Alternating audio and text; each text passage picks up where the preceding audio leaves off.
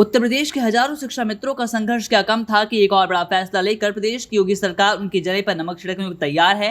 जी हां, सही सुना आपने। दरअसल बात यह है कि सरकार ने अब कम छात्र वाले सरकारी प्राइमरी स्कूलों को मर्ज करने का फैसला लिया है। इस फैसले के तहत जिन स्कूलों में 20 से कम छात्र नामांकित हैं, उन्हें नजदीकी बड़े स्कूलों में जोड़ दिया जाएगा। इसको लेकर सचिव बेसिक शिक्षा परिषद सुरेंद्र कुमार तिवारी ने सभी जिले के बेसिक शिक्षा अधिकारियों को पत्र जारी करके 30 जून तक चिन्हीकरण और रिपोर्ट मांगी है। सरकार का दावा है कि इससे पढ़ाई में गुणवत्ता सुधरेगी, संसाधनों का बेहतर उपयोग होगा और ड्रॉप आउट रेट घटेगा। लेकिन इस निर्णय ने शिक्षा मित्रों को फिर से चिंता की लहर में फंसा दिया है। स्कूल मर्ज योजना को लेकर शिक्षा विभाग ने कहा है कि इसके तहत खंड शिक्षा अधिकारी स्थलीय सर्वे करेंगे और देखेंगे कि कौन से स्कूलों को मर्ज किया जा सकता है। इन स्कूलों को नजदीकी सुविधाजनक स्कूलों के साथ जोड़कर बच्चों को बेहतर शिक्षा दी जाएगी। इसके लिए स्थानीय अभिभावकों, शिक्षकों और समुदाय से बातचीत करके सहमति भी ली जाएगी। सरकार का तर्क है कि इससे स्कूलों में शिक्षकों की कमी दूर होगी, संसाधन बर्बाद नहीं होंगे। लेकिन दूसरी तरफ कई शिक्षा विशेषज्ञ और शिक्षक संघ इसका विरोध कर रहे हैं। उनका कहना है कि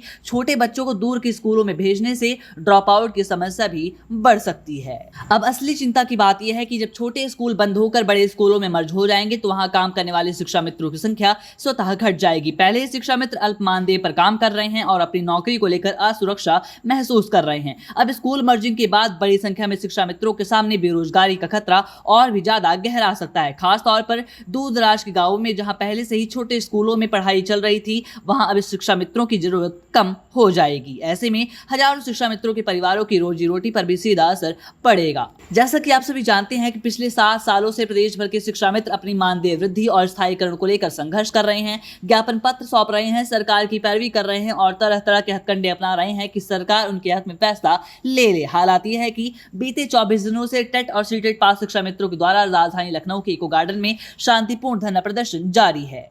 लेकिन प्रदेश की योगी सरकार की तरफ से अब तक कोई ठोस कदम नहीं उठाया गया है। ऐसे में स्कूल मर्जिंग के इस नए फैसले ने उनकी परेशानियों को और भी ज्यादा बढ़ा दिया है। प्रदेश के शिक्षक संघों और शिक्षा विशेषज्ञों ने इस स्कूल मर्ज योजना का विरोध करना शुरू कर दिया है। उनका कहना है कि सरकार को पहले से ही जूझ रहे शिक्षा मित्रों के भविष्य को सुरक्षित करना चाहिए था, लेकिन इसके उलट इस फैसले ने उनकी नौकरी पर तलवार लटका दी है। अगर स्कूल दूर चले जाएंगे तो गरीब परिवारों के बच्चों की पढ़ाई भी प्रभावित होगी। अब देखना यह होगा कि आने वाले दिनों में सरकार इस फैसले पर अडिग रहती है या फिर शिक्षा मित्रों के दबाव में कोई रास्ता निकालती है। हालांकि प्रदेश की योगी सरकार के द्वारा लिए गए फैसले का कड़ा विरोध होना शुरू हो चुका है। आने वाले दिनों में क्या होता है क्या नहीं, ये तो देखने वाली बात होगी। तब तक आप देखते रहिए अटल टीवी।